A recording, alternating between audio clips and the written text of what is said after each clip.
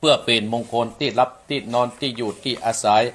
ของศรัทธาญาติโยมต่อไปเอาเนื้อตื่นได้แล้วเอากับพระกับหนึ่งกับสองกับสาม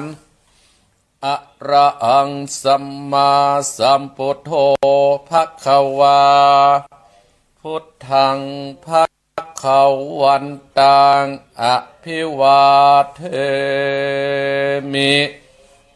สวะคาโตภควตาธัมโมธัมมังนะมาสามิกาสุปฏิปันโนภควโตสาวกสังโฆสังฆังนะมามิกาบ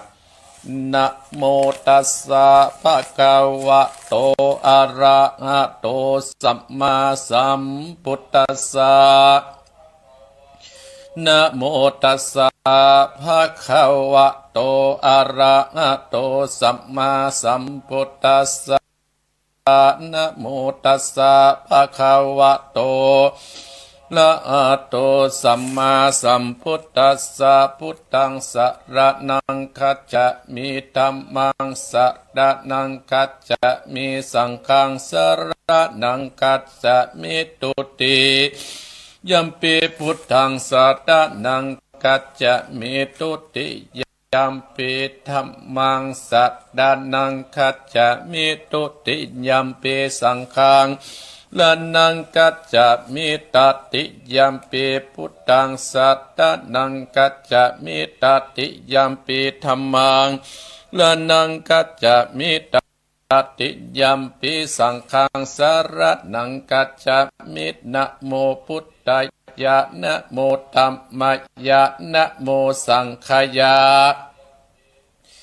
อัปปะมะโนพุทโธอัปปะมะโนธัมโมอัปปะมะโนสังโฆพุทโธเมตตาโตธัมโมเมตตาโตสังโฆเมตตาโตกัมมัตตานังเมตตาตังกัมมัตตานาทัจจติโยเมตตาโทอะหัมปันเตพุทธานุสติกัมมัตตานังยัจจะมิพุทธานุสติกัมมัตตานังเตตะเมปันเตอะหัมปันเตปิติอุปัจจตาสมาติงยัจจะมิอิติปิโสภควาอะระหังสัมมาสัมพุทโธวิชาจักดานาสัมปันโนสุขโตโลกะวิโตอนุตตโตปุติสัตถัมมัสสะดาติสัตตาเทวะมนุสสะนังพุทโธภควาติสวะคาโตภควตาธัมโมสันติติโกอากาติโกเอหิปัจจิโกโอปะนะยิโกปัจจัตตังวิทิตาโพวิญโยอิติสุปฏิปันโนภควโตสาวกสังโฆอุจจุปฏิปันโนภควโตสาวกสังโฆสามิจิปฏิปันโนภควโตสาวกสังโฆยะทิตังจัตตติปุติสายุคณิอัตตาปุติสาปุขราเอสาภควโตสาวกสังโฆอะอุตนโยปะอุตนโยตักกิจนโยอัญชาติกะระนิโยอนุตรังบุญญเขตังโลกัสสาติ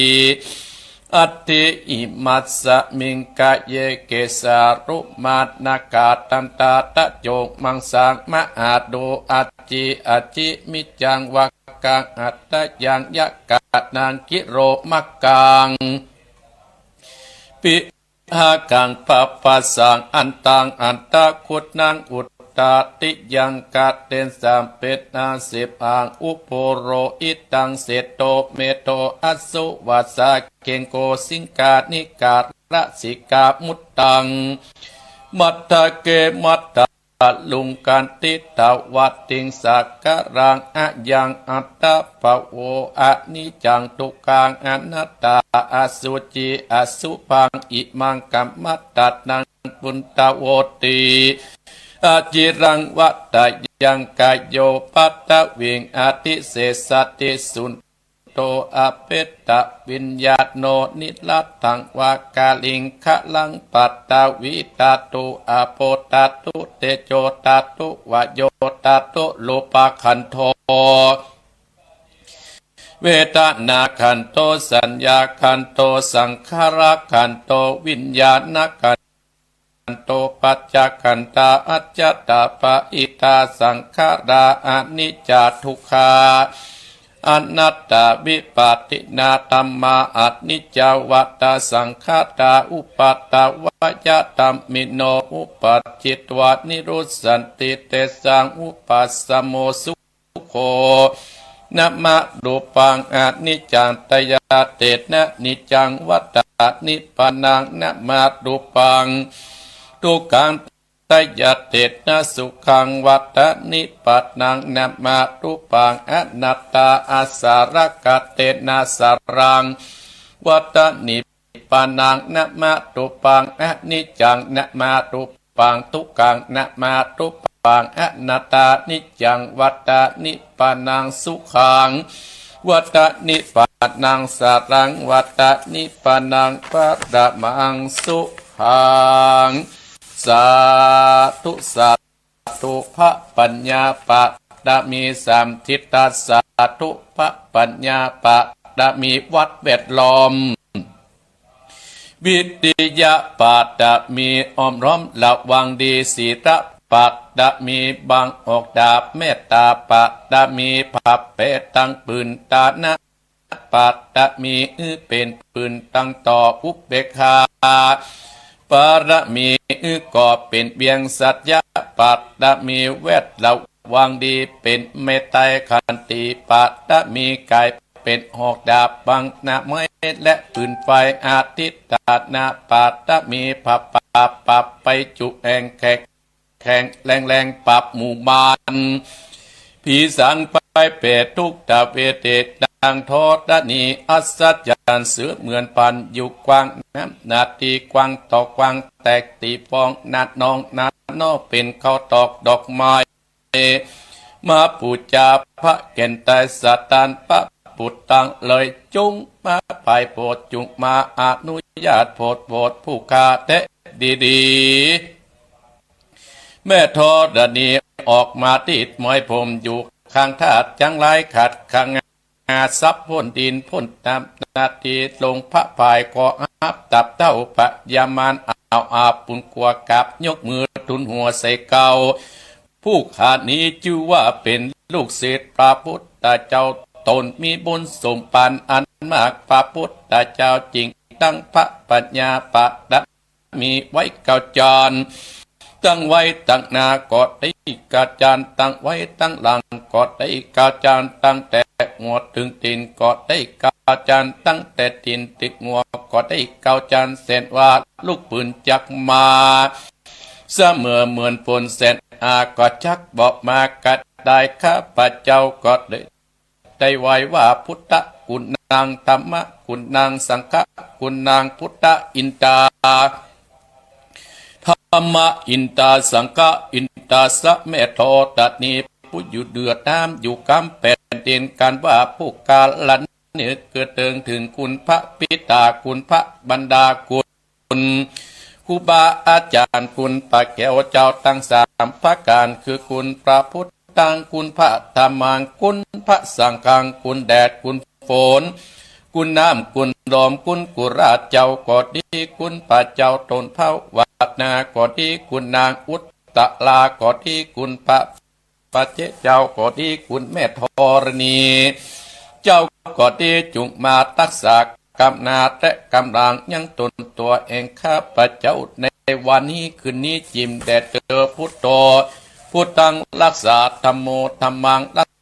กษาสังโฆสังฆังรักษาอายุวันโนสุขังพระลัง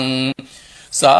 ธุสัตตุอมติสสะมังสะ ดับเทียนกาวัดวาดลุกเป็นเปลวไฟสติการใจคูดเทียนนี้ปับเมืองปีมาจุดดาวบ่หูเก้นกินปลาปับกินมา101ภาษากูก็ปรับได้ใต้ตื่นฟ้าเนื้อหน้าแผ่นดินเก้าดินกูก็เป็นน้ำเก้ากลางกูก็เป็นเม็ดน้ำใหญ่ก็ชักออกไปท่วมหัวผีตายไปลิงกูก็เป็นดาบเทียนกาปรับเตือนฟ้ากูเที่ยงปากวดสร้างอมสหปัตโตมังสวะหายอมเป็ดยะรามแผ่นดินดำใบวาวาดสายตาพิขาดกับหนีละคนดีตูไว้ติดนี้อย่าเอาตัวหมูตันตั้งผีมารและผีเขนผียักษ์ผีเย็นอย่าได้มาไกลผียักษ์ลายจุงหนีปันตั้งกลุ่มปันยักษ์ลายอันต้องเตียวไพ่หืดหนีไปสวะหายดูกะลาเจ้าพญาอันว่าภัยตั้งหลายประการต่างๆนานาเป็นตนว่าไฟไหม้ก็ดีไฟอันเจ็บใครได้เป็นพญาที่ก็ดีอุปัตตวะกังวลอ้นตรายตั้งหลายมักคือคนและสัตว์ได้เจ็บได้ป่วยได้เสียเข้าและเสียของเสียเงินเสียทองจากภัยตั้งหลายบัดนี้ตนตัวเองข้าพเจ้าอันเป็นลูกศิษย์พระพุทธเจ้าชักถอนไปแล้วตั้งแต่นี้เป็นต้นไปขอหือเจ้าตั้งหลายอ่านหมายมีท่านผู้ฟังกู้คนอ่านหมายมีเจ้าของสถานีวิทยุกู้สถานีผู้เป็นเจ้าของเจ้าหอเจ้าเฮือนเจ้าบ้านเจ้าเมืองพร้อมด้วยญาติกาพี่น้องลูกหลานเหลนตินเตาจุกคนท่านตั้งหลายนั้นจุงอยู่สุขสบายจุ่มเนื้อและเย็นใจจะได้มีเพศอันตรายใดๆที่จะได้มากายตั้งแต่นี้เป็นต้นไปขอท่านตั้งหลายผู้เป็นเจ้าของสถานีวิทยุและท่านผู้ฟังจุคนผู้เป็นเจ้าหอเจ้าเฮือนและญาติกาพี่น้องลูกหลานเหลนเต็นเตาจุคนจงมีโจกมีลาบมั่งมีตุ่นเตากันกูคนเตี้ยงแต่ดีพุทโธมังกัตตาสามพุทโธติตาทุตตะโมพุทธมังกัตตะมะกัมมัสสปะตุกาปะมุนจะเดตโมมังกัตตาสัมพุทโธคัมปิโรทุตตะโสนุงธรรมะมังกัตตะมะกัมมัสสปะพยาปะมุนจะเตสังโฆมังการะสัมพุทโธวลาทกิตตโยสังฆมังกัตตะมะกัมมัสสปะโลกาปะมุนจะเตอายุวันโนสุขังพระลังต่อไปจนศรัทธาญาติโยมอีพ่ออีแม่ทุกท่านทุกคนนั้นตั้งอกตั้งใจแผ่เมตตาให้ตัวเก่าเน้ออะหังสุขิโตโหเมขอให้ข้าพเจ้ามีความสุขหังเนโตโคโหเม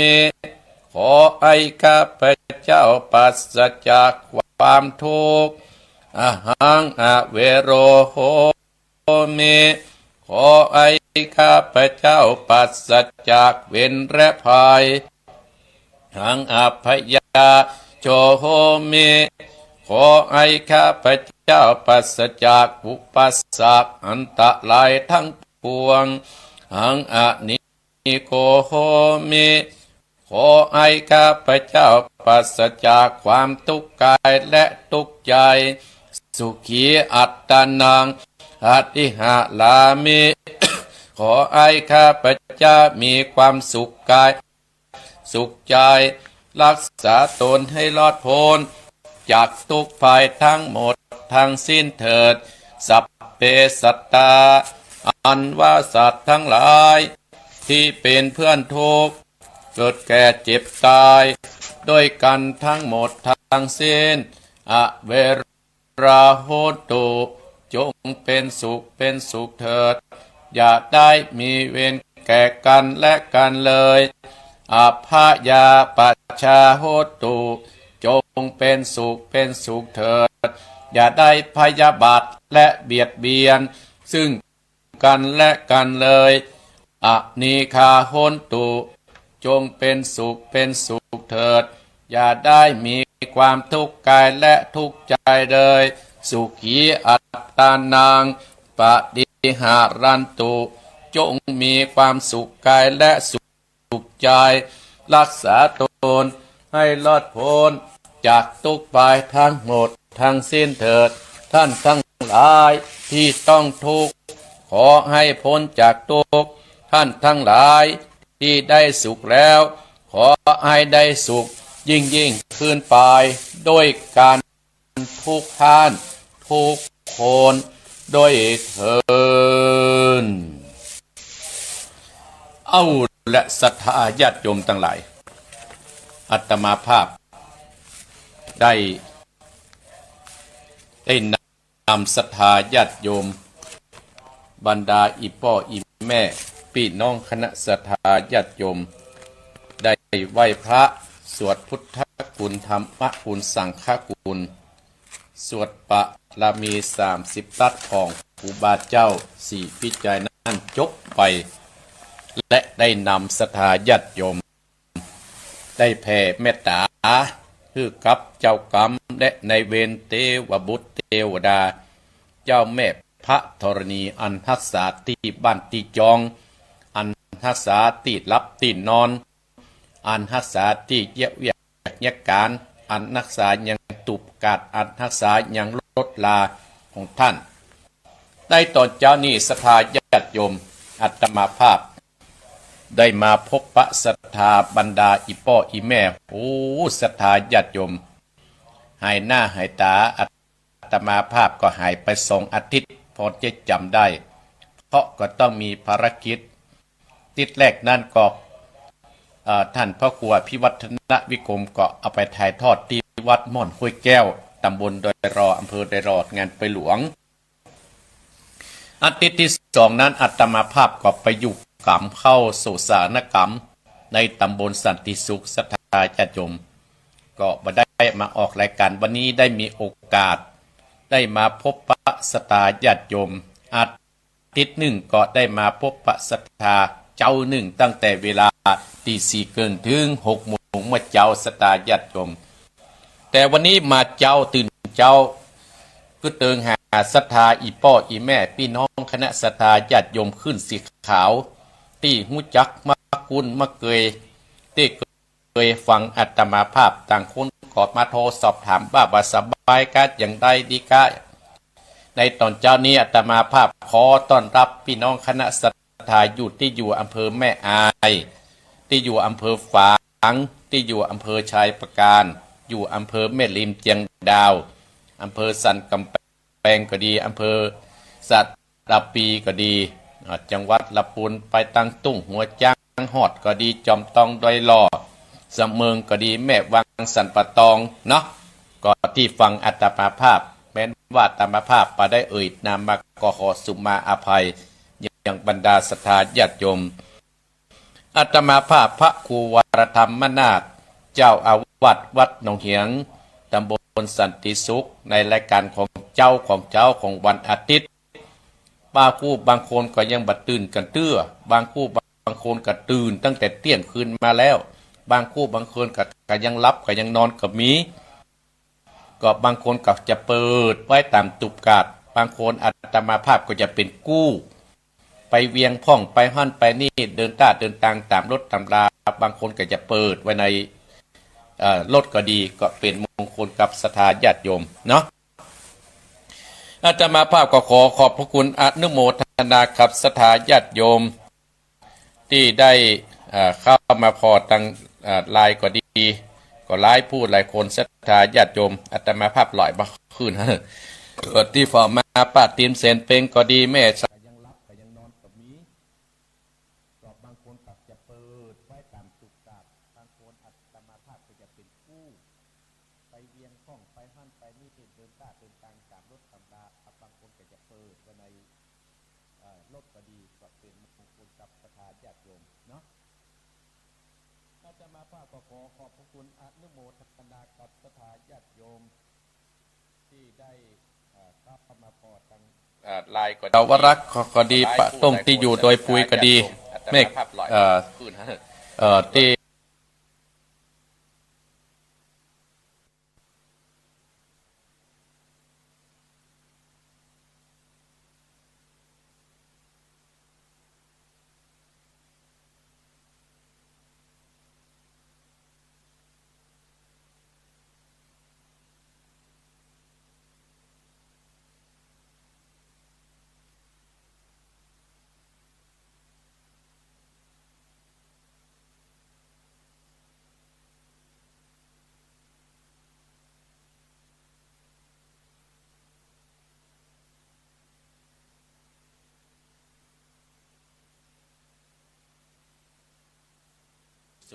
โอ้ก็เปิ่นกับมาฟ้อนมารำโดยเฉพาะพี่น้องคณะสตาบ้านเหล่ายาวใต้ตำบลเหล่ายาวอำเภอบ้านทงโอ้มานักสถาญาติโยม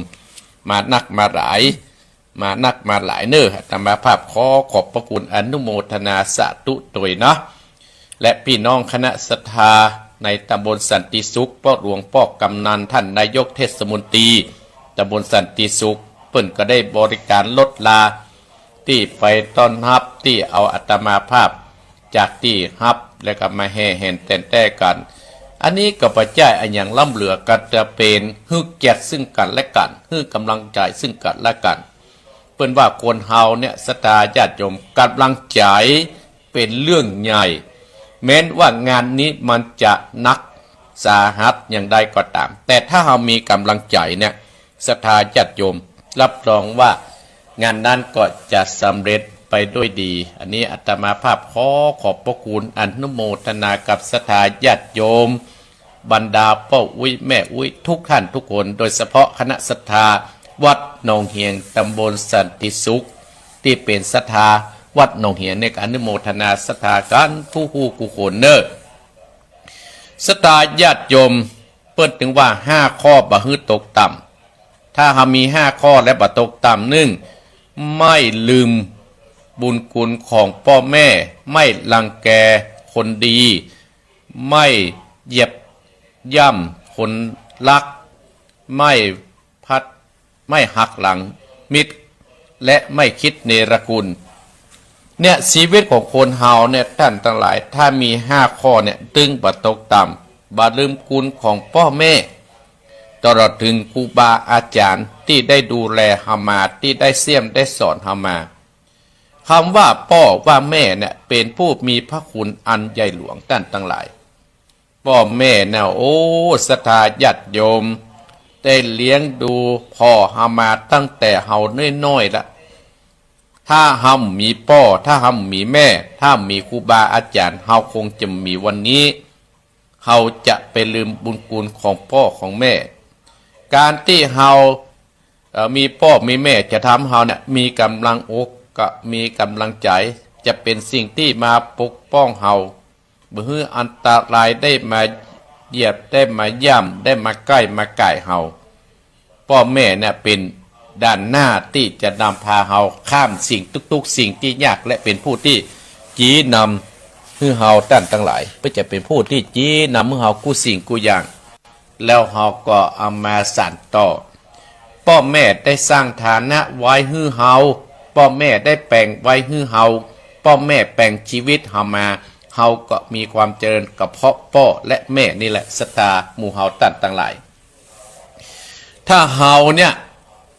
ลืมบุญคุณพ่อลืมบุญคุณแม่เฮาจากการหมู่สัตว์หิ่งห้อยอย่างกรรมสุนทรผู้เปิ้นจังว่างวควายจังม้ามันตายแล้วเหลือหนังดุกข่าวแหงยางเอาใจกันได้จะได้สุดปุ่มได้ไส้คนเฮายังกินลำอิ่นต้องคนเฮาสหายพี่น้องตายแล้วไผ่ปงข้องอะไรสุดแต่ตุกพวกเขายังอาขว้างไก่กลัวจักปิ่นปีไปมาหลอกบ้านได้เนี่ยงัวควายมันตายไปแล้ว แต่ทั้งหลายมันยังเหลือกระดูกก็ยังไปทำเป็นปุ๋ยได้หนังก็จะทำเป็นหน้ากองได้มูลมันอุจจาระมันเปิ้นก็เอาไปทำเป็นปุ๋ยคอกและเฮาตั้นทั้งหลายถ้าเฮาตายไปเฮามีชีวิตอยู่ถ้ามีคุณธรรมในจิตในใจเฮาเนี่ยเฮาจะเหลืออันยังสตาญาติโยม อัตมาภาพภาคภูมิใจยังบรรดาศรัทธาป้ออุ้ยแม่อุ้ยป้อออกแม่ออกพี่น้องคณะสลาขึ้นสีขาวของเฮานี่ที่หูจักอัตมาภาพที่มีงานให้กันสนับสนุนอัตมาภาพมาโดยตลอดอย่างเมื่อ2-3 วันเนี่ยอัตมาภาพประเทศทำที่บ้านศพวีนพวกสถาญาติโยมบ้านศพวีนเนี่ยเปิ้นฟังแบบว่าโอ้ฟังรายการของท่านพระครูเจ้าของวาติดเฮาก็แต่งทำมาออกสถานีอย่างแต่จำบ่ได้เนี่ยฟังชัดเจนดีนะออกเจ้าของตีซี่เกิ้งเป็นว่าอาตมาภาพประเทศทำศพแม่อุ้ยอายุ85 ปีหน้าวัดศพวีนวัดพระอาจารย์สวัสดิ์ด็อกเตอร์ตัดตะหลายโอ้วัดเปิ้นกะม่วนลานวัดเปิ้นกะงามป้ออาจารย์เปิ้นกะอู้ม่วนโอ้ตลอดถึงญาติโยมที่ฟังอาตมาภาพก็คือการต้อนรับโอ้เปิ้นฟังธรรมเนี่ยดักปิ้งเนี่ยสถาญาติโยมคนนักขนาดนะศพของแม่อุ้ยนี่นะอนุโมทนาสถาญาติโยมเนี่ยโอ้เปิ้นก็บริจาคให้อาตมาภาพกาน้ำมูกน้ำมันรถลูกหลานเปิ้นก็มาบริจาคให้อาตมาภาพก็อนุโมทนากับศรัทธาญาติโยมแล้วก็ปีนี้นะอาตมาภาพโอ้ไปเข้ากรรมประเทศทำวันนั้นกับประเทศที่บ้านหนองแห่ปุ๊บไม่ใช่วันนั้นก็หลายวันนะศรัทธาญาติโยมที่บ้านแม่เดือนเพนปุ๊บอาตมาภาพกับประเทศช่วยเปิ้นในงานเข้ากรรมประจาเปิ้นก็จะแป่งเมนอีกอะเปิ้นว่าเนาะโอ้ศรัทธาญาติโยมก็ฟังกันนักฟังกันหลายก็พวกวีเปิ้นก็มาบริจาคให้อาตมาภาพซื้อกระเบื้องแปลงสำนักงานเจ้าคณะตำบลสันติสุขชื่อลืมไปละสมทวินในท้ายมันนะก็อาตมาภาพก็เอาไว้ในห้องศรัทธาญาติโยมก็ลืมเปียออกมาเพราะว่าอาตมาภาพมาจัดรายการนอกประเทศจัดรายการในห้องนะจัดรายการห้องรูปนี่ศรัทธาญาติโยมเนาะเพื่อนว่าจะไปลืมบุญคุณพ่อแม่และจะบัลลังแกคนดีนะศรัทธาญาติโยมก็คือคนที่มีศีลมีธรรมห้ามบัลลังแกผู้มีศีลมีธรรมบัลลังแกคนดีที่เปิ้นพัฒนาบ้านพัฒนาเมืองเฮาบัลลังแกเปิ้นการที่เฮาไปรังแกคนอื่นเนี่ยศรัทธาญาติโยมวันนี้เฮาอาจจะสบายวันหน้ามันอาจจะมาปะใส่เฮาก็ได้แล้วเฮาจะไปโทษอะไรอย่างที่ครูบาอาจารย์เปิ้นวัดท้ายสวดมนต์ว่ายังกินจิกุสรังกัมมังเนี่ยกรรมใดที่เป็นกุศลอันใดอันหนึ่งที่ข้าพเจ้าได้กระทำแล้ว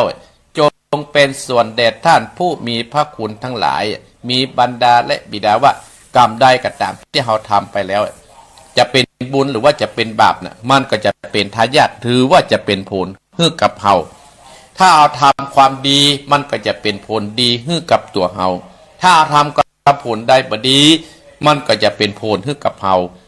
มันมีสิ่งอย่างที่เปลี่ยนแปลงไปได้หรอกอีพ่ออีแม่เพราะฉะนั้นเปิ้นถึงให้เฮาเนี่ยให้มันทำความดี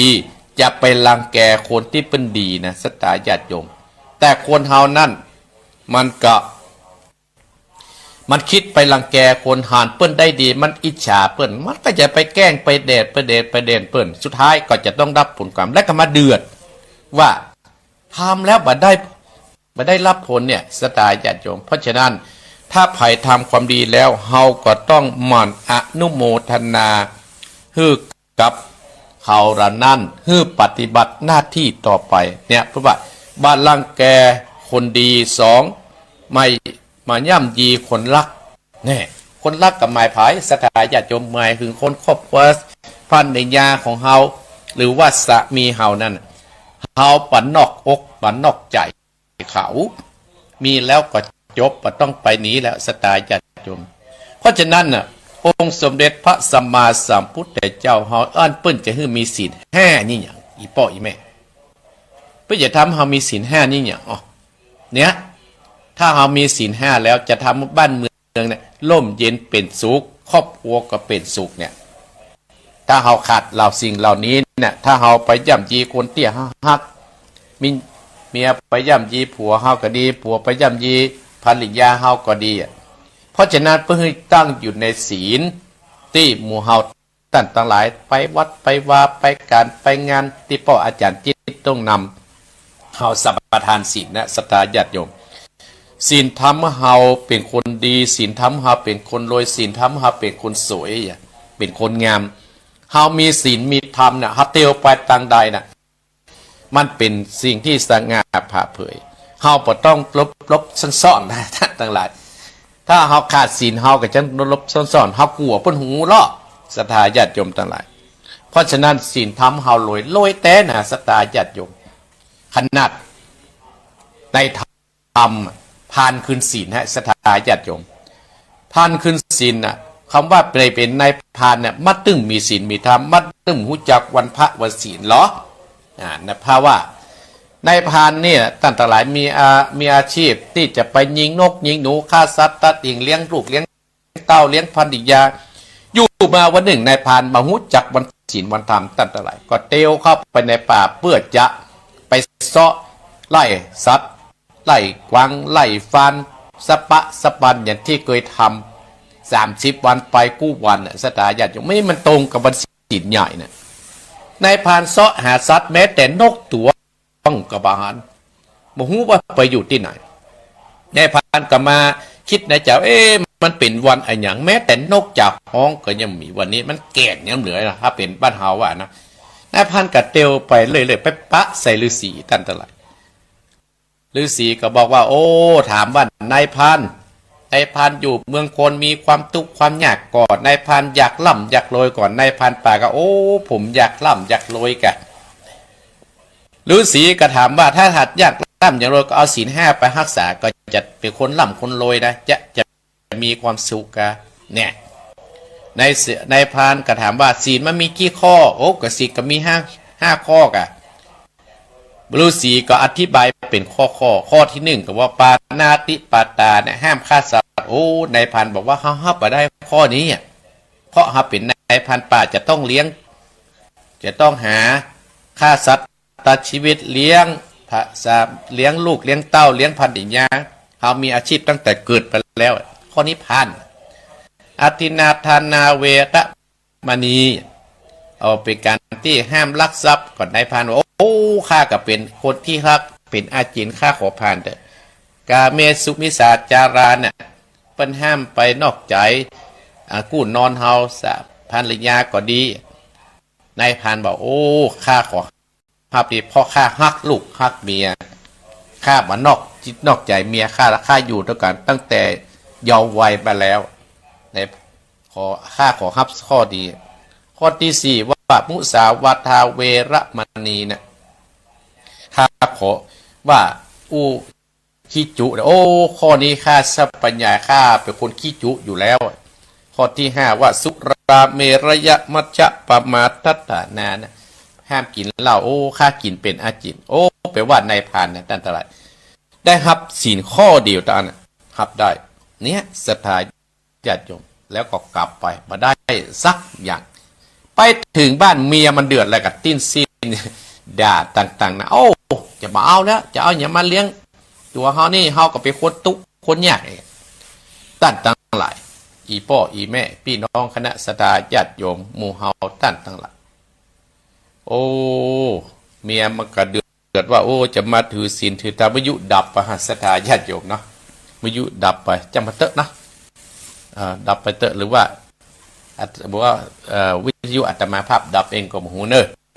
อัตมาภาพก็จะจัดไปเรื่อยๆสไตล์ญาติสุดท้ายก็ได้ไปลักของ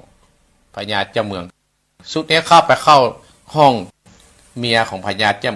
เมียของผู้สิทธิสตาสุดท้ายก็แม่สิทธิก็ฮื้อใจฮื้อนอนโดยในพันบ่อนอนเพราะว่าปื้นปีคือศีลฮักลูกฮักเมียตั้งหลายสุดท้ายก็กับมูเศรษฐีก็มาจับกระถามว่าโอ้แม่เศรษฐีเป็นอย่างนี้ใจเขาอย่างนี้อันนี้แต่มาภาพตัดนะเดี๋ยวจะเต้ทำแล้วครับ สุดท้ายก็ไปว่านี่อย่างว่าเอาอย่างที่เพิ่นเสนอมาก็ว่าเขาเนี่ยฮับศีลจากอันนั้นมาจากฤาษีมาศรัทธาได้จมทั้งหลายฤาษีบอกว่าอย่างที่ได้บอกเนี้ยสุดท้ายเศรษฐีว่าโอ้นายพานี่เป็นคนที่ถือสัจจะละเป็นที่ตั้งอย่างที่อาจจะมาศีลทำเพื่องามศีลทำเพื่อสวยศีลทำเพื่อรวยนะสุดท้ายใน ป้อสิทธิก็เอาทรัพย์สมบัติมอบเพื่อเป็นตกเป็นรางวัลส่วนเมียของเพื่อนนั้นก็ไล่ออกจากบ้านจากจองเนี่ยด้านทั้งหลายอันนี้แหละเฮาประย่ำยีคนฮักเฮาประฮักหลังมิตรเฮามีมิตรเฮาก็ต้องรักษาดูแลซึ่งกันและกันและเฮาบักคิดเนรคุณที่อยู่ที่กินที่อาศัยเนรคุณครูบาอาจารย์ในศรัทธาญาติโยมทั้งหลายเนี่ยว่า5ข้อบ่ฮื้อตกตาม1บ่ลืมบุญคุณพ่อแม่2บ่รังแกคนดี3ไม่ย่ำยีคนรัก4ไม่หักหลังมิตร5ไม่คิดเนรคุณเนี่ยศรัทธาญาติโยมทั้งหลายอาตมาภาพได้นำมามาจ่าฮื้อศรัทธาญาติโยมบรรดาพ่ออุ้ยแม่อุ้ยพ่อออกแม่ออกพี่น้องคณะศรัทธาญาติโยมเฮาทั้งหลายได้สดับรับฟังกันในตอนเช้านี้อาตมาภาพมีเรื่องเล่าฮื้อศรัทธาแถมท้ายศรัทธาญาติโยมก่อนที่จะเอาทำมาเทศในเวลาตี 5ก็เรื่องของเต่าเจ้าปัญญาเต่าเจ้าปัญญาไม่ใช่เต่าเจ้าปัญหานะเต่าเจ้าปัญญาตั้นทั้งหลายเต่าเนี่ยมีกระดองเต่ามี6หูด้วยกันคือมีหัวมีขามีหางมีหัว1หัวมีขา4ขามีหาง1หางในเวลาที่จะมีอันตรายเกิดกับเต่านี่ก็จะเดินไปเรื่อยๆถ้ามีอันตรายเนี่ยสถานญาติโยมมีอันตรายเกิดขึ้นได้นะเต่าก็จะหดตัวเข้าอยู่ในกระดองของเต่าจนกว่ารู้สึกว่าปลอดภัยแล้วจึงค่อยโผล่หัวออกมาจึงค่อยโผล่หางออกมาเผาแข้งขวามาหรืออย่างนั้นนะแล้วก็ก้อยเตียวไปเรื่อยๆต่อไปตั้งแต่ไหนอันนี้เต่านะเต่าเจ้าปัญญาเป็นว่าการปฏิบัติของคนเฮาก็ตามก็ควรเอาอย่างเต่าตั้งแต่ไหนเพราะว่าเฮาก็มีตะวันตังหกก็คือมีตามีหูมีจมูกมีลิ้นและกายและใจเมื่อมีเรื่องอย่างเกิดขึ้นมากระทบกับเฮาแล้วจะเป็นเรื่องที่ยินดีก็ตามจะเป็นที่ยินเรื่องร้ายก็ตามเฮาก็รีบโพสเข้าไปคือเฮานั้นเป็นคนอยู่กับอารมณ์อยู่กับอารมณ์อยู่กับลมหายใจเข้าออกลมหายใจ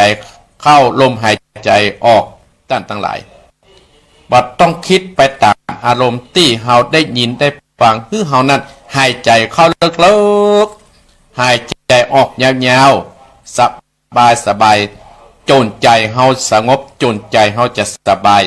และจึงค่อยคิดค่อยทำอย่างมีสติปัญญาโดยเอาเต่ามาเป็นครูเป็นอาจารย์ของเฮาอีพ่ออีแม่อันนี้อาตมาภาพมีเรื่องแถมท้ายให้ศรัทธาญาติโยมในตอนเช้านี้เรื่องว่าเต่าเจ้าปัญญาเนี่ยเพราะว่าเต่าเนี่ยมันมีกระดองอยู่6หูละตั้งแต่มีหัว1หัวมีขา4ขามีหาง1หาง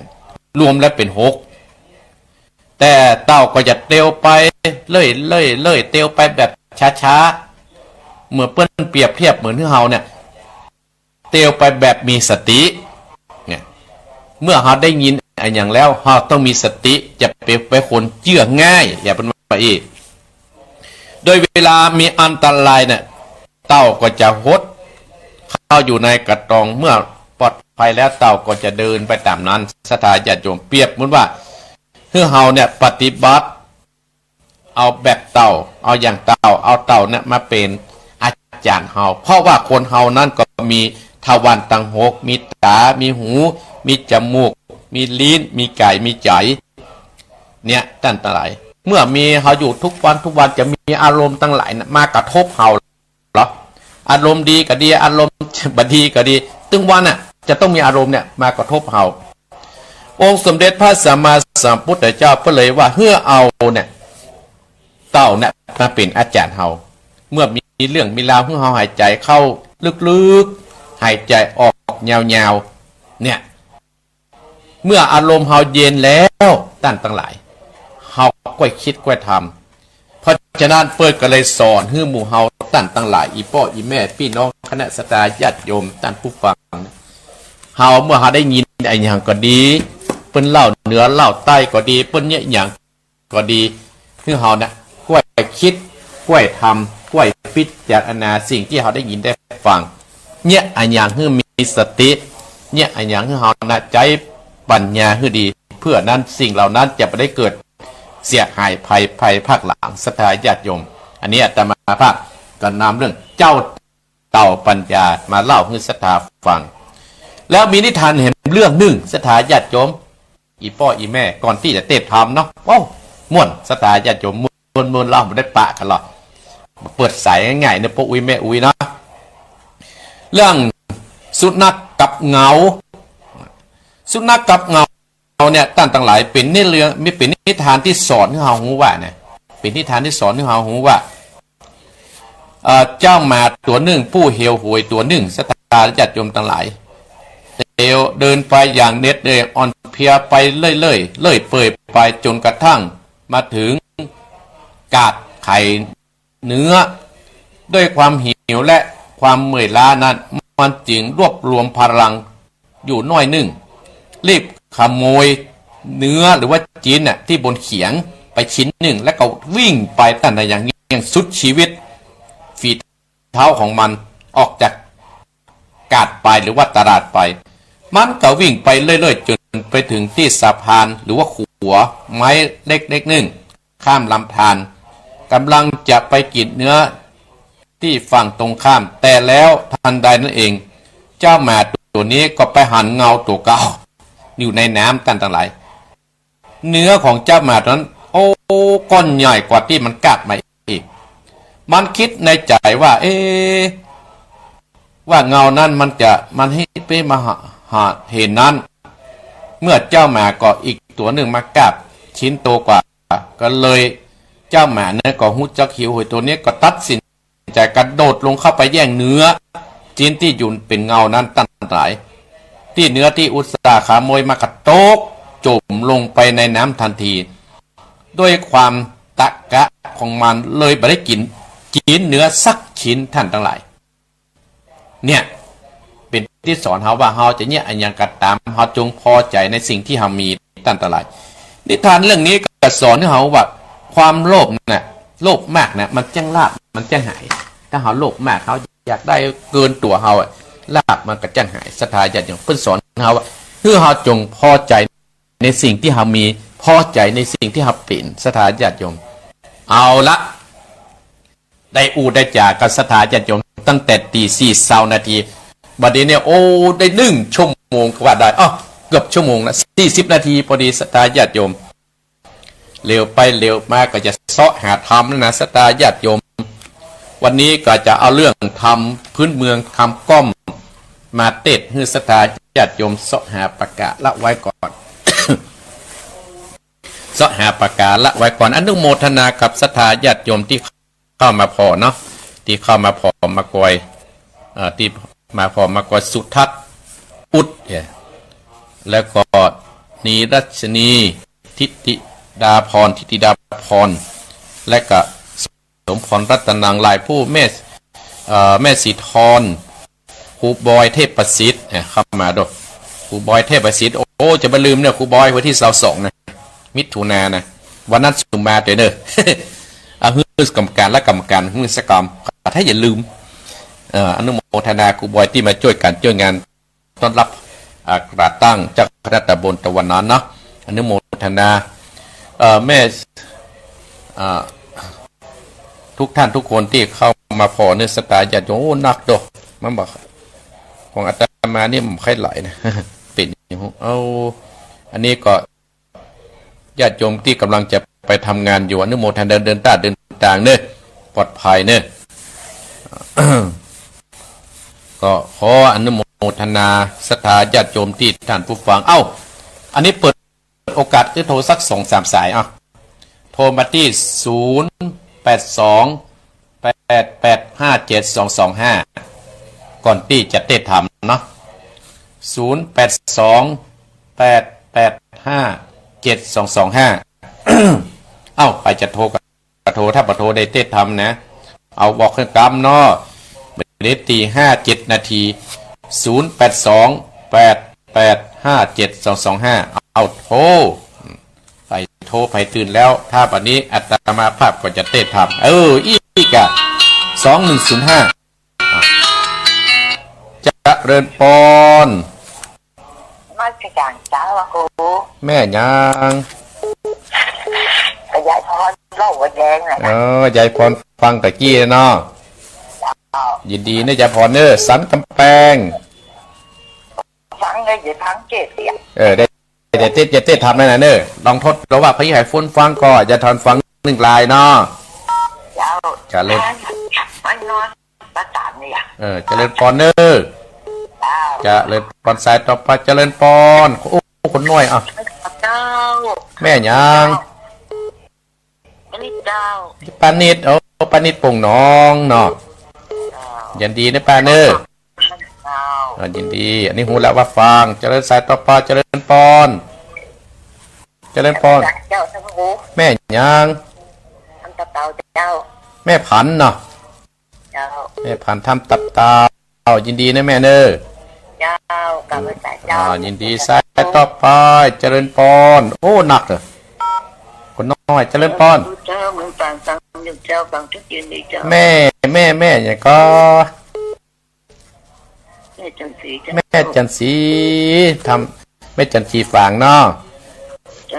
ยินดีนะแม่เนอเจริญปอนโอ้มึงฝังมาเจริญปอนแม่สีทอนไปได้แม่ยังแม่ติ๋มอุโมงยินดีนะแม่ติ๋มเนออุโมงเจริญปอนสายต่อไปเจริญปอนเจ้าครูไปฟังอยู่เนอจากลำปางแม่น้อยเจ้าแม่น้อยฟังยังจากเจ้ามันชัดเจนดีท่านครูขอบคุณนะแม่เนอบุญรักษาสายต่อไปเจริญปอนโอ้นักเนี่ยอุปสมบทอยู่ไหนคุณอานันต์ครับผมกระฟังเนอครับป้าอานันต์อนุโมทนาเนอครับผมอีกะเจริญปอนสายต่อไปแม่ดวงตาแม่สีทอนเจ้าฟังอยู่แน่แม่สีทอนว่าจะได้วันนี้ว่าจะได้ยินดีเป็นนะจ้าแม่สาวรักษ์หายแซบบ้านไหนเจ้าฟังท่านอยู่ฟังเป็นยังบัดโหปุ่นยินใจกะตับตังลายแม่สาวรักษ์อนุโมทนานะแม่เนอเจ้าไม่เจ้าจะเจริญปอนสายต่อไปแม่สีทอนชัยประการเจริญปอนนักการเข้าพระจันทร์อันนี้แม่สีลำปางเจ้าโอ้แม่สีลำปางว่าจะได้แม่สีลำปางแม่ฟังตั้งแต่ที่บ่ายแล้วครับฟังแล้วม่วนดีนะแม่เนาะมาได้พูดจากับฟังกันไปเนาะเจ้าถ้ามีโอกาสก็ไม่เอาได้รอเนอวัดหนองเหียงเนอบุญรักษาวัดที่วัดสันลักษณ์วัดหนองเหียงนะเนอวัดดีเจริญปอนจะแม่ยังแม่จารุนโอ้แม่จารุนมาแม่แม่จารุนเชียงใหม่เจ้าประเดี๋ยววัดเปลี่ยนแม่หน่อยแล้วนะเจ้าไม่ต้องเข้าไปเลยอ่ะเจ้าอนุโมทนานี่แม่จารุนเนอเจ้าได้แต่ไปเจ้าจะเริญปอนแม่จารุนเชียงใหม่จะเริญปอนไอ้สองสายแม่ยังแม่บรรทาแม่อะมอนเจ้าแม่ฟังอยู่วันนี้ได้ฟังตั้งแต่ต้นมาแล้วแม่อะมอนยินดีเจริญปอนนะแม่เนอได้ทำแล้วเจริญปอนว่าเจริญปอนฮะครับผ่านพระครูที่จังหวัดเลยครับโอ้พี่น้องนั่นครับวันนั้นเสร็จวันนั้นแดงน้อยจากวันนั้นนะครับประเสริฐบุญรักษาพ่อเนอเราเพจกับวันนี้เรารับประโยชน์นั่งหนาแพร่ฟังไปมันก็มีความผิดของวันที่เขาต้องเอาครูเข้าไปเจริญปอนนะปอนเนอเรากำลังใจให้พระครูจุดดีมีชุกอันนี้เป็นโฟลงใส่เก็บบอกเข้าไปครับเนอขอบคุณเจริญปอนเจริญปอน จะเลินปอน สาธุแม่ฟังแม่ แม่ยัง แม่ที่วิไล โอ้แม่สีวิไลแม่สี แม่ที่ตามสอดแม่สมุนสองเจ้าแล้วเจ้าดีก็ได้เต้ทำเลยนะแม่เนอะเจ้าสาธุสาธุเอาตึกที่แม่สีวิไลเนี่ยอีพ่ออีแม่เนี่ยเล็บไปโทนก็แถมช่วงหลังเนอะจะเลินปอนแม่มาฮะจะเลินปอนจะเลินปอนทายแก้วลำปางเจ้างามเจ้าแม่แก้วลำปางงามเจ้าแม่เลี้ยงเจ้าอยู่เสริมงามกันแม่เจ้าโอ้แม่แก้วเสริมงามเนาะเจ้าโอ้เสริมงามลำปางคนน้อยญี่ปุ่นนะเนาะเจ้าฟังพระอาจารย์ตลอดจะประเทศโชว์อะไรโอ้แม่ฟังแล้วเป็นอย่างไรให้ฟังแม่แก้วเสริมงามฟังกันไหมเจ้าฟังแล้วก็ได้คติสนใจแล้วแม่ฟังทำนะแม่เนอวันนี้จะทำได้ว่าขันติดีกว่าขันแตกนะเจริญพรนะแม่เนอเอาจบศรัทธาญาติโยมฟังธรรมต่อไปฟังธรรมต่อไปในศรัทธาญาติโยมสลับอีพ่ออีแม่ฟังโทรเนี่ยขอขึ้นโทรส่งสองกันเนาะท้ายรายการเนาะเอาหมกว่ามีคนฟังนี่ก็เอาอนุโมทนากับแม่นุรักพิษทองจาในไพวันกันทัดได้อยู่เจียงใหม่รัชนีคำป้อ ฟองคำป้อที่ฟังที่พอตังเพชรตังหลายเนอแม่สวัสดิ์รักเนอเอาศรัทธาญาติโยมวันนี้อาตมาภาพจะได้อธรรมขึ้นเบื้องเรื่องว่าขันติดีกว่าขันแตกขันติดีกว่าขันแตกเนี่ยท่านทั้งหลายเป็นธรรมที่เราจะเอาเทศสอนจิตสอนใจเราขันติคือความอดทนเราจะไม่เป็นขันแตกมันแตกบ้านแตกเมืองเลยเนี่ยศรัทธาญาติโยมนะเอาศรัทธาญาติโยมตั้งอกตั้งใจฟังน้ำฟังธรรมเนยกมือไหว้ธรรมเนตี5:15แล้วนะศรัทธาญาติโยมเอาเลยเนตั้งอกตั้งใจสดับรับฟังพระธรรมเทศนาต่อไป นะโมตัสสะภะคะวะโตอะระหะโตสัมมาสัมพุทธัสสะกันติหะเตสุขาวะสัตสัตโตมะกะตะมังมะโกวะโลนโออุนติกันติโกสัตตะโวตุราสะโพธิสัตว์ตั้งหลายตั้งยิ่งใจน้อยใหญ่ผู้มักไฟเจยบานใดตันเก่าน้ำวัดปูพัมปัจจัยมีสินใส58ได้กดแกวดรักษาปะกันมามวลโมพร้อมนาอยู่ฟังตามตั้งสัตตานิวิทยโยทั้งหลายจุงดาจำฟังตีเอาเป็นตีสอนใจบัดนี้เอาจักบอกเก่าดังพระพุทธเจ้าเทศนาว่าขันติอาสุขาวาสาสัตตาโมกาตะมังดังนี้เป็นตนที่สืบสนโดยไปบัดนี้เดชสัตตาอันว่าพาสัพพัญญูปาพุทธเจ้าตนนะเป็นเก่าแก่มุนีก็คุณนาดนี้บอดหน่อยได้เก่าต่อยเทศนาสอนสัตตามวลโมอันตัวเนื้อกูยิ่งใจว่าผู้ใดใครภาคปนจากตั้งตุกยากเครื่องเกี่ยมีขันติตั้งมันและนาอดเกินการด้วยความโกรธขันตินานีลำเลิศปะเกิดกาดแก้วไปมานได้เจยบันคำเจ้าบ่โศกเศร้ากันได้กันกัดลาภาคตายเสียจากเมืองคนย่อมเอาตนไปเกิดในห้องฟ้าเลิศกาเสมตีกันบ่มีขันตินันใจมักมีความโกรธธาบ่มีบ่พิจารณาติดตัว วนคือสอดดันลายแจงจักกินแหนงเมื่อซอยติดตำก้อยมองกี่บับกับมีไหลลากติดตัวตาบตัวมาเหมือนเงานำเอาตนนาตกทอดไปสู่รอดอบายสาวโอยตุกเอาไม้บ่ได้หือได้บ่ป่าได้ตาโดนดังสองคนมีความโกรธยับปังปอนมาฆ่าเลวปานนาลวดปากันตำก้อยน้ำตาเปาะย้อยอาบได้กินแนงใจไม่บาดตุกบ่ขาดเกินกีดดังนิทานดีแต่ก่อนเช่นปูมอนปิดตาเล่ากันสืบกันมามีดังนี้ดาฟังแดดเตอกิดดาได้หูบ้านนี้ก็มีสองคนหนุ่มนาวพวกเมียแปลกเงื่อนอยู่ที่สร้างริมปากกวางดงดีตั้งสองมีลูกน้อย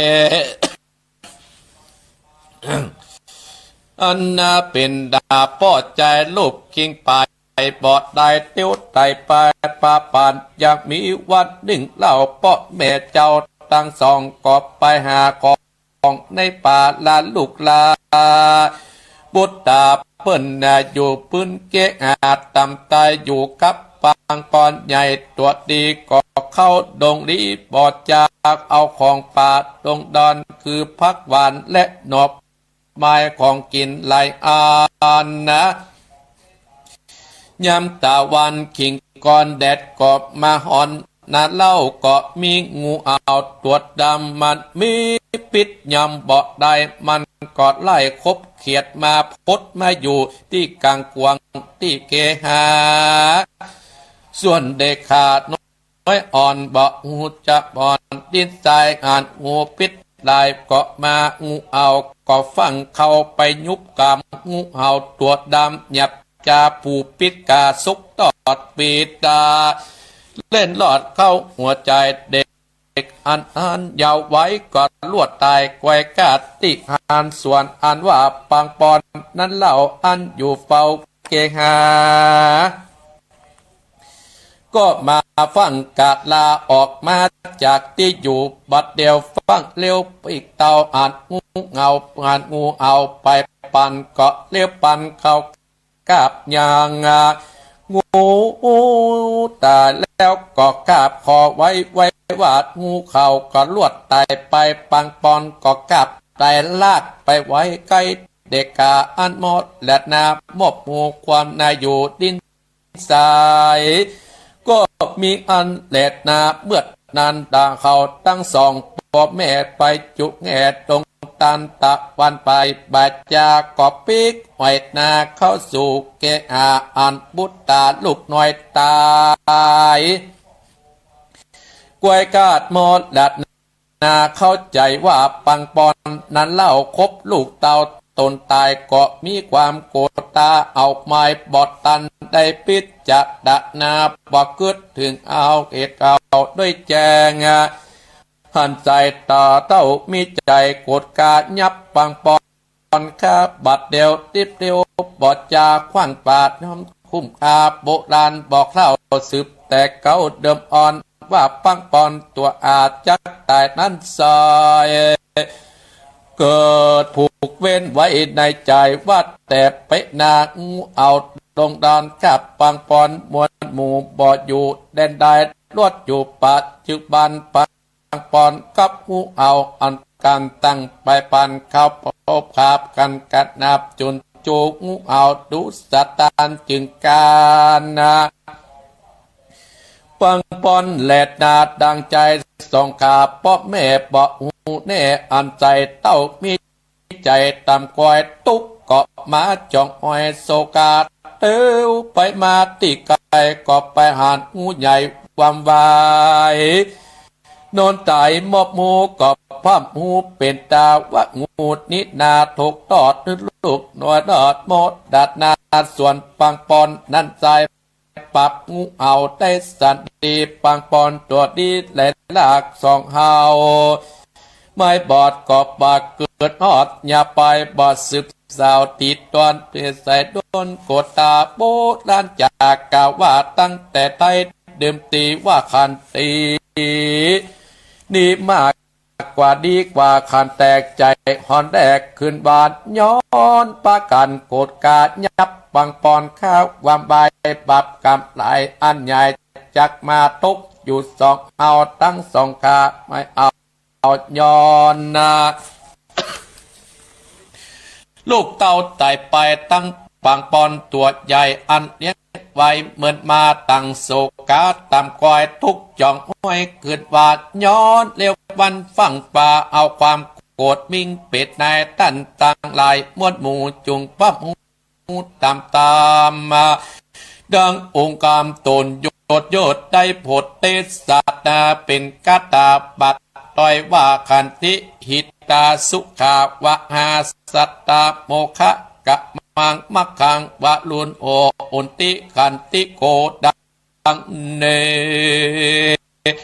ได้กล่าวจีเป็นตายว่าบุคคลผู้ใดนันสายโอดอาบไม่โกดตาอุปิดจะละนาเก้าเอดจึงแจ้งเอดอันสายว่าเอดใดนันสายอยากคิ้วโกดเกิงกี่แม่นโกดตากึดกองก็อดเหนียวไปเป็นปัจจัยประเสริฐเล็ดนาเจยบานสุขสำรันบอกขาดตั้งแต่ชาติปัจจุบันแม่นดับขันละภาคตายจากเมืองโกนย่อมเอาตนไปเกิดในองค์ฟ้าเลิศเมืองสวรรค์และนาเอ็ดนาสัทธาตันตังลายใหญ่ดอยผู้ฝ่ายห้วยสวดสดีจุงมีขันติตั้งมานโอดเกิดยันไปในแม้นว่ามีป่าเนี่ยหายตอบใจต่อโจรแม้มีคนตั้งหลายมาดะยอขออดใจต่อสันดีแม่นะ โลกภัยผาญาติมาปาดกะญาอยากเววาไหววานอดใจมันกันตีกัดงานมีมักน้อยอดใจไฟอ้วยโตตามบอกวางตามละตอดแม่นะก็รอดปาติโยสันกำโบราณว่าแต่โอดได้เป็นดีดังนี้แหละนาบักนี้นาตั้นตั้งหลายเฮ้ยตั้นตั้งหลายมวดหมู่ได้พร้อมหน้าอยู่ใหญ่ใหญ่ตั้งบ้านไก่และบ้านไก่ตั้งเมืองฝันก็ดีแม่ตั้งหลายตั้นผู้ฟังตั้งหลายเพียงป่าเป่าก็ดีตั้นผู้ฟังจุคนก็มาย่อมือไหว ฟังธรรมตั้งสถานีวิทยุกะตามคิดจากการอันประเสริฐเพื่อให้บังเกิดสวดสัตดีเป็นว่าอานิสงส์ตั้งหลายที่ตั้นตั้งหลายได้อุทิศส่วนกุศลไปหาผู้แม่จังหลายญาติกาปิดน้องผู้จิตติใจไปนาบุญกุศลอันแรงกาติกัดตามอันพองแปลวโพธิสุดปัดดุดดังนาปากาศย้อนนะย้อยหยาดจากฟากฟ้าลงมาเกาะเฮือจะลา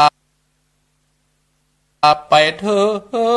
งพูดที่อันตายไปสู่โรคไปนาเที่ยงแต่เลดีหลอนว่าศรัทธาตั้นต่างหลายได้ตันไปหาผู้ญาติกาพี่น้องอานจุติตายไปสู่โรคไปนาวางจิตใจอารมณ์อะไรไปปอดจังไปลงข้างที่ใดที่หนึ่งก็ดีได้เพศเป็นปีทุกเวทนาฮ้อนบาดได้อาบอยากบาดได้กินดักอ่านขอบุญกุศลราศีอันนี้จุงไปอุปุกยกยายเข้าตั้งไหลออกจากที่ผ่าน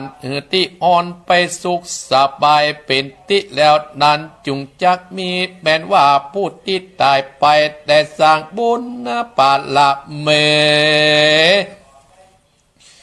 ตั้งหลายได้สุขสบายสัตเทียนข้ามเจ้าอย่าสุขเศร้ากันได้ขออันบุญตั้งหลายที่ตั้นตั้งหลายได้เตือมได้ทำแต่เล่าเหอ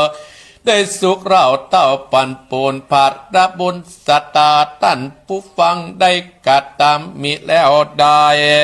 ปีกบอกโหมมาย้อนมาสะตอนขึ้นมาพกปากหักษายังมูลาสตาตันผู้ฟังจุคนและเจ้าของสตานีคู่คนนะจุใหญ่น้อยยิงใจได้สุขเจ็บบานเคาะตัวหานอย่าได้มาคายเจ็บเปิดคายอย่าได้มีมาอยู่ดีตีกาเตี้ยงเต่าทุกคำเจ้าเด็ดเตนิติต่างคิยาสั่งบรรณาจะห้องเอขันติดีกว่าขันแต่กอกบางคมสมเดสเดชเอาละศรัทธาญาติโยมอัตมาภาพได้เตะธรรมก้อมคือศรัทธาญาติโยมเนาะอยู่กับอีพ่ออีแม่ในกันนิด1 ชั่วโมงและศรัทธาญาติโยมค้างแหมกึ่งชั่วโมงนิดอาจจะประมาณ20 กว่านาทีเพราะว่าหังไว้10 นาทีคือท่านอาจารย์ดันวันชัยจะได้เปิดสัญญาณมาให้ต่างสถานีต่อไปเอาได้ศรัทธาอาตมาภาพขอบคุณศรัทธาญาติโยมที่เปิ้นดูตังเฟซตังไลน์นุนสริพินเขียวสมศรีใจบุญสมศรีใจบุญที่ฟังอยู่นะและก็อนันต์วรรณหลวงฟังอยู่จอมตองศรัทธาญาติโยมทำการทำงานก็อาตมาภาพก็อนุโมทนากับยายพรเนี่ยยายพรสันกำแพงแม่บัวแม่นิดปงหนองเวียงปะเป้าแม่บัวพัดทำตับเตาแม่จันทรีฝังแม่ติ๋มอุโมงค์และแม่น้อยและป้อหนานอนันต์ปุ้นนั่นและก็แม่สีทอนและก็แม่สีลำปางแม่จรูนเจียงใหม่แม่อมรดทาโดยข้างป้อนานประเสริฐนั่นแม่สีวิไลโดยสเก็ตติดตามอยู่ล่ะแม่แก้วเสริมงามตีโทรมาตะกี้เนี่ยศรัทธาญาติโยมเนาะก่อนอนุโมทนาอาตมาภาพก็ได้มีกำลังใจกับศรัทธาญาติโยมนี่แหละที่ว่ามีคนเปิ้นติดตามตัวอาตมาภาพมีการมีงานศรัทธาญาติโยมมีงานอีพ่ออีแม่ก็ได้มาช่วยเติมช่วยแทงอย่างวันนั้นอาตมาภาพขอบคุณพี่น้องที่อยู่อำเภอบ้านโฮงที่มาช่วยกันศรัทธาญาติโยมที่มาครับเป็นเกียรติที่มาเติมแทงอาตมาภาพเนาะก็อาตมาภาพก็อนุโมทนากับศรัทธาญาติโยมที่มาช่วยอาตมาภาพงานจะมีแห่งกรรมก็ปุ้นสลองปุ้นสถาปพินีส่งน้ำศรัทธาญาติโยมบรรดาอีพ่ออีแม่พี่น้องคณะศรัทธาญาติโยมเนื่องจากคณะสงฆ์ในตำบลสันติสุขที่อาตมาภาพอยู่นี่นะจะจัดบวชภาคฤดูร้อนก็ศรัทธาญาติโยมถ้าไผจะเอาลูกเอาหลานมาบวชกันได้เนี่ยจบแล้วบวชเรียบร้อยแล้วบวชที่นี่แล้วก็ไปลาสิกขาที่วัดใหม่หนองหอยงานประเพณีทำบุญให้กับหลวงปู่ครูบาอินทร์ซึ่งเป็นอุปชฌาย์อาจารย์ของอาตมาภาพก็จะครบกับวันที่12 เมษายนศรัทธาญาติโยมจะเอาเนนน้อยที่บวชวัดหนองเหียงไป ไปแห่หลวงปู่ครูบาอินทร์โหรูปเหมือนเปิ้นแล้วเขาจะซื้อกันที่หั่นถ้าไผ่นำลูกนำหลานมาบวชเนี่ยศรัทธาญาติโยมก็จะมีทูลให้1 ทูล ก็มานักเนื้อศรัทธาญาติโยมนะก็มีทูลให้1 ทูลติ๊กบ้านได้1 ทูลแล้วศรัทธาญาติโยมก็จะได้บุญแหมและไผ่ที่เป็นเจ้าภาพ เจ้าภาพผ้าบวชแล้วเขาจะมอบวันที่5ผ้าบวชนี่นะศรัทธาญาติโยมอาตมารู้สึกว่าวันนั้นก็มีคนตะกรพอนี่เพิ่นมาฮับ1ไตชุดละ500ศรัทธาญาติโยมชุดละ500อาตมาภาพก็ขอบคุณและขอบคุณนายเกษมนางบรือจันวงศ์ฮับไป1 ชุดเนอะที่ฮับผ้าไตและก็วันนั้นก็มีนี่มีนางโยงพิทิพทาทิพสมาชาติด้วยกันเนาะรับ1 ไตอนุโมทนาก็ได้2 ไตจะบวชทั้งหมดทั้งมวลนี่ประมาณ 30 ตนมาได้สถาญาติโยมเพราะว่าอาตมาภาพได้ขึ้นมาเป็นเจ้าคณะตำบลก็รับผิดชอบเพราะฉะนั้นก็อาศัยแรงอกแรงใจจากบรรดาท่านผู้ฟังอันนี้นะครับไป1 ไตรนี่นาง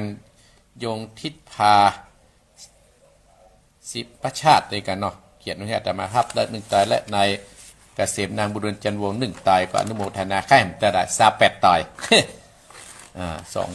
ได้2 ไตรได้3ได้2 ไตรอยู่สถาญาติโยมเนาะอนุโมทนาสาธุด้วยเนาะถ้ากระภัยจะรับก็โทรมาหาอาตมาภาพได้จะโจทย์ไว้เนาะหรือว่ามีคนโทรมาอาตมาภาพมันลืมไปพ่องละน้ำธรรมคำสอนที่อาตมาภาพว่าขันติดีกว่าขันแตกเนี่ยได้สอนให้เฮาภายที่มีขันติมีความอดทนเนี่ยสถาญาติโยมมันก็จะเป็นบุญเป็นกุศลกับตัวกับตนเฮาสถาญาติโยมจะเป็นบุญเป็นกับตัวกับตนเนี่ยไอ้อย่างนั้นก็จะเจริญรุ่งเรืองต่อไปในธรรมเพื่อก็ว่ามีครอบครัวหนึ่งสถาญาติโยมมีครอบครัวหนึ่งมีครอบครัวหนึ่งกับมีสามีภรรยาเป็นคนยากจนเป็นคนยากจนสถาญาติโยมมีเป็นคนที่ยากจนแล้วก็ได้เลี้ยงปังปอนไว้แล้วกับอยู่กับลูกน้อยอยู่มาวันหนึ่งสองสามีภรรยานี้ก็ไปเนี่ยสวนท่านทั้งหลายไปเก็บผักเก็บไม้ที่ได้ฝากไว้แล้วก็เลี้ยงปังปอนไว้ในขณะนั้นเป็นว่าอนิจจังทุกขังอนัตตาเนี่ยความขี้มิ่งขี้โกรธแต่ท่านทั้งหลายอนิจจังคือมันบ่มั่นบ่เที่ยงอนัตตามันเป็นทุกข์ทุกขังมันเป็นทุกข์อนัตตาคือมันจะต้องมีอีกสักวันหนึ่งท่านทั้งหลายปิกมาตะวันบ่ายจ้าแล้วก็โอ้ณขณะนั้นน่ะตอนที่สองสามีภรรยาปิกมาแล้วก็มีงูเห่าหนีฮ้อนมาหรือว่ากำลังไล่เขียดจะคาบกินเขียดเลยมาไต่กลางขวงบ้านมาที่ดอนทรายที่หั่นละอ่อนที่อยู่พื้นกันล่างนั้นท่านทั้งหลายอยู่กับปังปอนนั่นน่ะไอ้น้อยนี่ลูกของสามีภรรยาใจทุกขตะเนี่ยบอกหูจักว่าอันนี้เป็นงูกันเลยการกระดกเข้าไปประกามใส่กับงูเห่าตัวนี้กับผู้ปิดใส่กันผู้ปิดกันท่านทั้งหลายไอ้น้อยกระโทนติดทนพิษเบาไหวกระลวดตายไปที่หั่นเจ้าปังปอนน่าหานว่าโอ้มันเนี่ยหื้นลูกสามีภรรยาใจทุกขตะนี่งานที่เป็นเลี้ยงมันไว้ก็เกิดความมีความกตัญญูท่านทั้งหลายก็เข้าไปสู้กับปังปอนเนี่ยกันสู้กันไปสู้กันมาสุดท้ายเนี่ยงูเห่าเนี่ยสู้ปังปอนไม่ได้โดนปังปอนเนี่ยคบกับงูเห่าเนี่ยตายไปท่านทั้งหลายโอ้ตายไปเลยอีพ่ออีแม่พี่น้องคณะศรัทธาญาติโยมทั้งหลายปังปอนนั่นกับมาอยู่พื้นกันล่างได้ขนาดนั้นสามีภรรยาสามีภรรยาที่ไปเก็บผักเก็บไม้ในสวนนั่นกับปีกมากับศรัทธามาหารลูกเปิ้นตายอยู่ที่กลางควงบ้านนะเลวไปใส่ปังปอนก็นึกว่าปังปอนเนี่ยคบลูกเปิ้นก็มามีสติปัญญาตั้งหลายก็เลยเอาไม้บุบปังปอนน่ะปังปอนก็อู้ปะได้ตั้งหลายแต่ว่ายุดก็ว่าประจังนะสุดท้ายก็ก่อนจะตายก็เลยอาฆาตเจ้างูเห่าว่าข้ากับตั้นเนี่ยจะต้องเป็นกู้อาลิกันตลอดไปปังปอนก็ตายไปจนถึงปัจจุบันน่ะปังปอนกับหัวก็เป็นคู่อาลิกันเหมือนกับเจ้ากรรมในเวรเนี่ยตั้งหลายโตยกันมาโดยตลอดภายสามีป้อไอ้น้อยนั่นก็เตียวไปเตียวมาไปหันซากงูเห่าก็โอ้ตกใจด้วยความโกรธตั้งหลายไปหันใส่กระสายไปเสร็จแล้วประสามารถที่จะเอาคืนมาได้ก็เป็นกรรมเป็นเวรบอกโอ้เฮาได้ฆ่าสัตว์ที่ช่วยลูกเฮาไว้หล่อยเนี่ยศรัทธาญาติโยมบรรดาอีพ่ออีแม่พี่น้องคณะศรัทธาต้านผู้ฟังตลาดกรรมโบราณเพิ่นบอกว่าขันติมันดีแต่ห้าเป็นขันแตกวันใดนั่นก็เสียผู้เสียคนทุกคนเฮานั่นเกิดมาก็จะมีอารมณ์ที่ดีอารมณ์ที่บ่ดี อย่างที่อาตมาภาพว่าตะกี้นั่นน่ะที่อาตมาอู้เรื่องเต่าเจ้าปัญญาตะกี้น่ะสถาญาติโยมที่อาตมาอู้เรื่องเต่าเจ้าปัญญาว่าเต่านั้นเพิ่นก็มีกระดองอยู่6 หูด้วยกันก็เหมือนกับเฮามีทวารตั้ง6เนี่ยเพิ่นว่าเฮาจะต้องเนี่ยอันอย่างเฮาต้องพิจารณาที่ดีเพื่อความปลอดภัยกับตัวที่เฮาได้ทำกันอันนี้แหละอีพ่ออีแม่อาตมาภาพเลยเอาน้ำอาธรรมเนี่ยมาเป็นคติสอนใจให้หมู่เฮาตั้นตลายพระเจ้าว่าฟังอำม่วนฟังแล้วเฮาก็เอาไปใช้ชีวิตประจำวันอาตมาภาพโอ้สตาญาติโยมอยู่วันหนึ่งเนี่ยถ้ามีสติเนี่ยเฮาก็จะแตกเหมือนกันนะเพราะฉะนั้นอาตมาภาพก็พยายามนั่งสมาธิทำจิตใจให้มันหนีให้มันเตี้ยงแต่เฮาก็มีอารมณ์เป็นบางครั้งแต่อาตมาภาพหูมันที่มันจะเกิดขึ้นก็ลบหั่นมันก็หายขึ้นมาอันนี้สตาญาติโยมอนุโมทนากับโยมสมพรรัตนังสันทรายที่รับพระตาย1 ตายได้3 ตายเนี่ยสตาญาติโยม30ให้27 ตายภายจะโทรภายข้าได้ก็บอกมาเนอะภายข้าได้ภายอยากทำบุญหุ่มครับอาตมาภาพปุ้นเดือนเมษาก่อนอาตมาภาพจะจดไว้แล้วจะโทรหาเนาะอนุโมทนากับศรัทธาญาติโยมเนอะภายจะโทรก็โทรเนอะศรัทธาญาติโยมช่วงที่2ภายจะเป็นเจ้าภาพเพื่ออาตมาภาพก็ได้โดยบวชพักดูร้อนเอาลูกหลานมายิ่งดีเนอะศรัทธาญาติโยมได้ทุน1 ทุนเนาะ30 ตนมาได้อาตมาภาพจะบวชเป็น100นี่ คงจะบ่ไหวศรัทธาญาติโยมวัดน้อยหรอกแต่เฮาก็ทำไปกำน้อยกำด้วยว่าสะสมซึ่งบุญไปตามบุญยบารมีของเฮาไปสะสมไปกำน้อยศรัทธาญาติโยมอนุโมทนากับนายเกษมนามรุจันทร์วงศ์1 ชุดอนุโมทนานะและก็โยมเตี้ยแต่มาพระประโยมทิพารับพระไตร1 ตุดและโยมสมพรรัตนาเห็น1 ชุดเป็น3 ตายละศรัทธาญาติโยมโทรเข้ามาเนอะ0828857225สายแรกศรัทธาญาติโยมเจริญปอนภาษาฟ้าพามจุดบอกคำนึงเอาโจทย์มาว่าชื่อว่าจะได้เห็นเลยก็บุญธรรมเลยรัตนาสังคำปานปูงหนองปลาเป้าอีกะเขาได้ประกาศให้เทวดาได้ครับหูดังแล้วพ่อบุญธรรมตายที่4แล้วเนอะลืมไปพ่อฮะกึศจะได้พ่อโทรมากึศจะได้เลยเนี่ยแต่โจทย์ไว้นี่แหละเนอะได้4 ตายแล้วเนอะพ่อเนอะได้4 ตายคล้ายเห็น26อนุโมทนานะพ่อเนอะจะเจริญปอนสายต่อไปเจริญปอนอาจารย์แม่ยังแม่ติ๋มปลายเดือนมีนาเพิ่นเนอะแม่ติ๋มจะโอนให้ท่านนะแม่ติ๋มอนุโมทนาเนอะเดี๋ยวปลายเดือนมีนาเพิ่นเนอะท่านเนอะได้อนุโมทนาแม่ติ๋มเนอะเจ้าอนุโมทนาสัตว์แม่จะโทรท่านกำโอนเข้าบัญชีอย่างเงี้ยได้เจริญปอนได้แม่เนอะเจริญปอนแม่ติ๋มอุโมงค์เจริญปอนแม่นิดแม่กับอันนี้แม่แก้วที่ตะกี้เนี่ยเจ้าแม่แก้วลำปางเนาะเสริมงามเนาะจะรับพระไตร1 ชุดรับแม่แก้วลำปางรับพระไตร1 ชุดแล้วก็บอกเปิดเถอมุลูนเนาะเจ้าอนุโมทนาเนี่ยแม่แก้วเนอะได้ชุดที่4แล้วนะโมทนาสาธุนะแม่แก้วเนอะได้5 ชุดแล้วเนอะ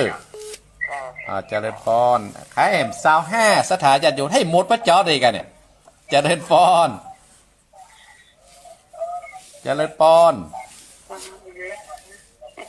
ว่าพายแม่ยังแม่จันทมเจ้าแม่จันทมอยู่ไหน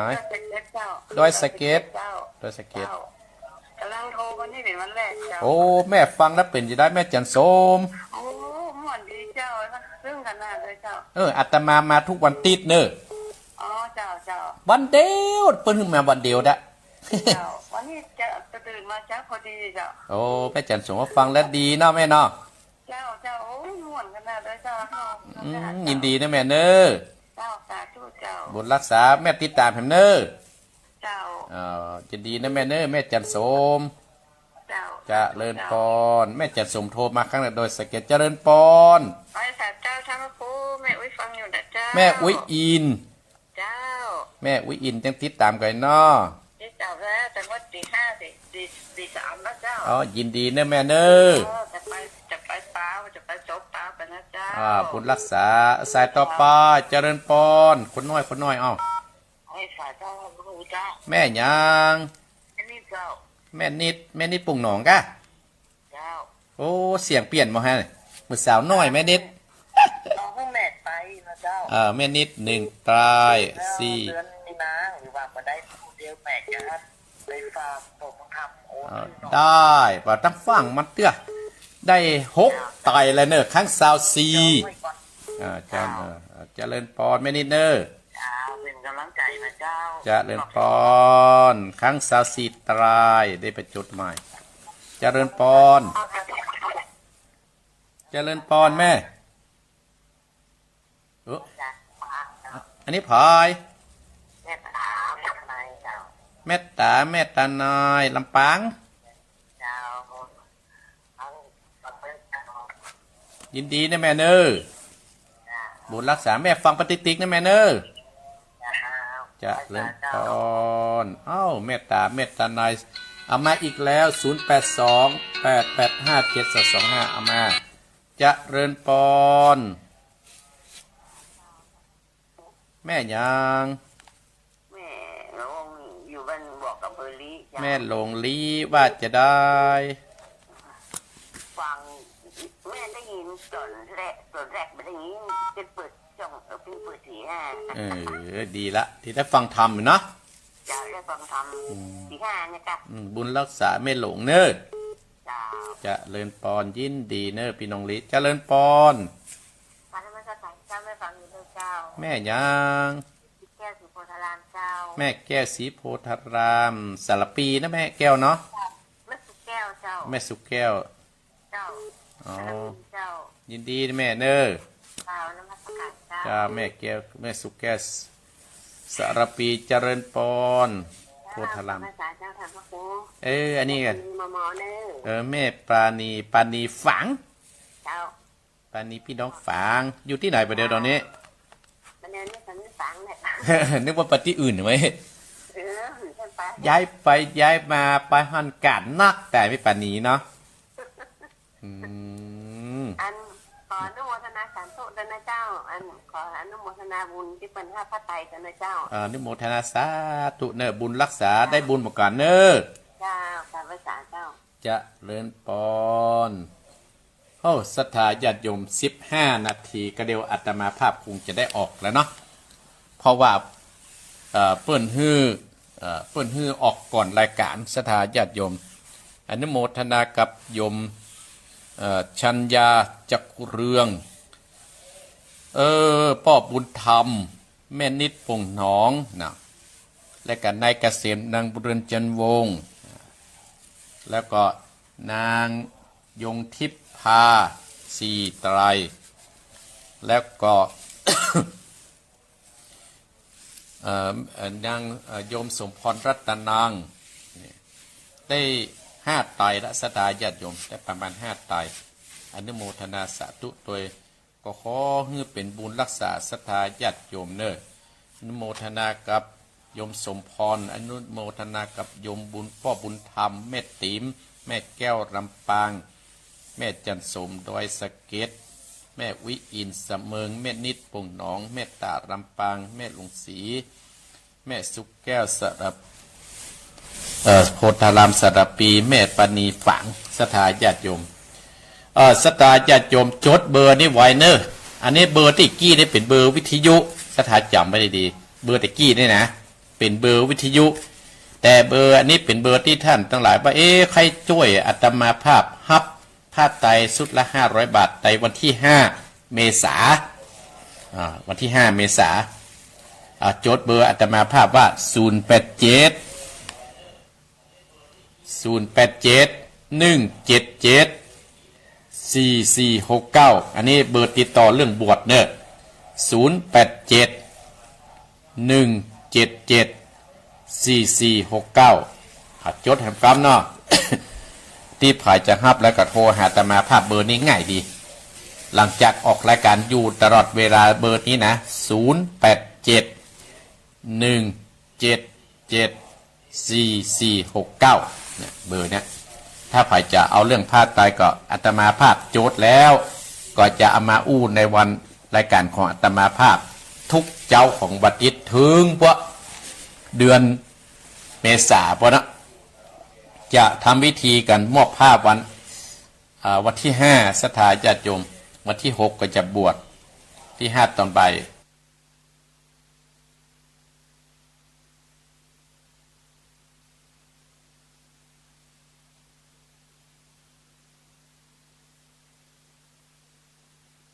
จะทำพิธีมอบผ้ากันก็ขอ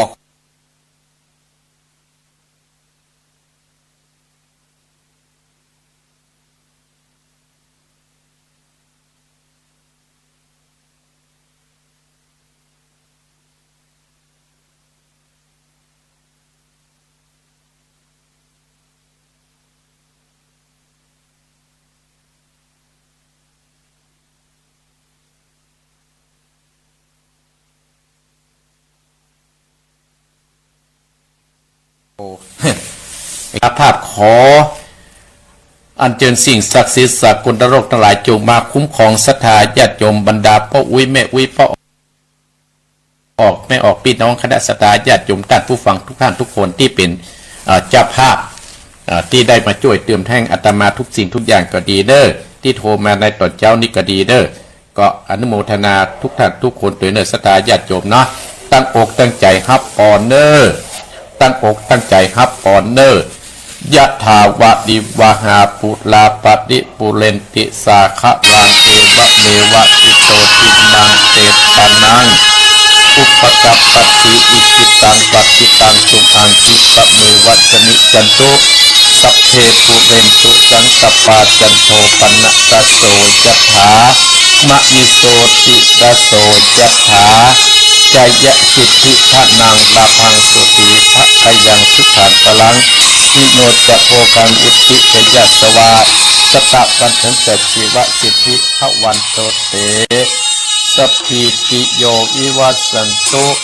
สัพพะโรโหยนัสสันตุมาเตวันตะรายโยสุขีติคายุโกภวะอะภิวาทนะสีริสะนิจังพุตราปจายิโนจัตตาโตธรรมาวัฏันติอายุวันโนสุขังปะลัง